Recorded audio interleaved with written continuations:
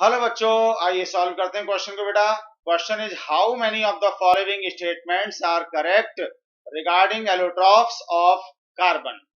Correct statement हमें बेटा find करने हैं एलोट्रॉप्स ऑफ कार्बन के रिगार्डिंग।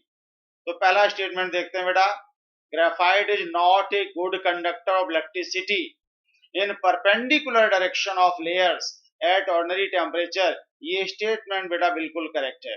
देखो, ग्रेफाइट एक मेटेलिक कंडक्टर की तरह भी बिहेव करता है, एक सेमी कंडक्टर की तरह भी बिहेव करता है। ठीक है बेटा, तो ये हमें ध्यान रखना कि लेयर्स का जो अरेंजमेंट है वो किस तरह से बेटा है, उस बात पे डिपेंड करता है।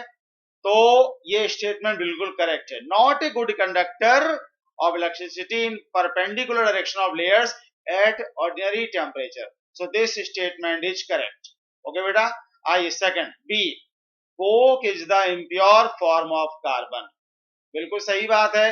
जो हमारा कोक होता है वो कार्बन का इम्प्योर फॉर्म होता है, प्योर फॉर्म नहीं है। हमारा जो डायमंड है, ग्रेफाइट है, फुलरीन है, ये प्योर फॉर्म है, और जो इम्प्योर फॉर्म है वो कोक है कार्बन का। ठीक है, सी स्टेटमेंट पर चलते हैं। Anthracite is the purest form of carbon. नहीं बेटा, एंथ्रासाइट किसका फॉर्म है बेटा? कोल का फॉर्म होता है। Anthracite is the purest form of coal, और यहां क्या लिखा बेटा? कार्बन लिखा हुआ, बस यही गलती हो गई। इसलिए ये स्टेटमेंट कैसा हो गया बेटा? इनकरेक्ट हो गया। अगर वो ये लिखते हैं anthracite is the purest form of coal तो ये करेक्ट हो जाता। समझ रहे ना? और जो हमारा एंथ्रासाइड है वो कार्बन का एलोट्रॉप भी नहीं है, ध्यान रखना इस बात का। चलो खैर, next, Buckminster fullerene contains 12 5 membered rings and 26 membered rings. ये बात बिल्कुल करेक्ट है बेटा। तो जो हमारी बकमिंस्टर फुलरीन होती है, मतलब जो C60 होती है, C60 बकमिंस्टर फुलर के नाम पर इसका नाम दिया गया है। तो इसमें हेक्सागोनल रिंग्स की जो नंबर होती है बेटा वो कितनी होती है? 20 होती हैं ये, और जो पेंटागोनल रिंग्स होती हैं वो 12 होती हैं। तो ये नंबर पेंटागोनल रिंग्स की तो फिक्स होती है, कोई सी भी हो।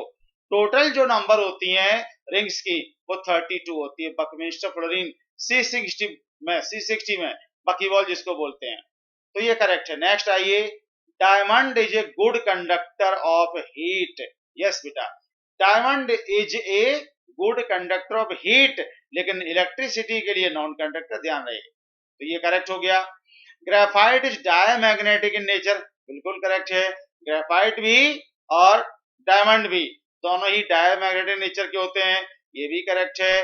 Next, graphite is the thermodynamically more stable than diamond. ये भी बात बिल्कुल सही है बेटा। तो जो हमारा रेफरेंस स्टेट होता है कार्बन का वो ग्रेफाइट ही लिया जाता है। So graphite is thermodynamically more stable than diamond. तो बेटा कितने करेक्ट हुए? यहाँ पूछा how many of the following.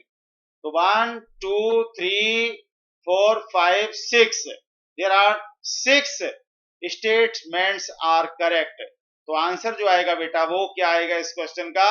6। Hope you understand. Thank you very much.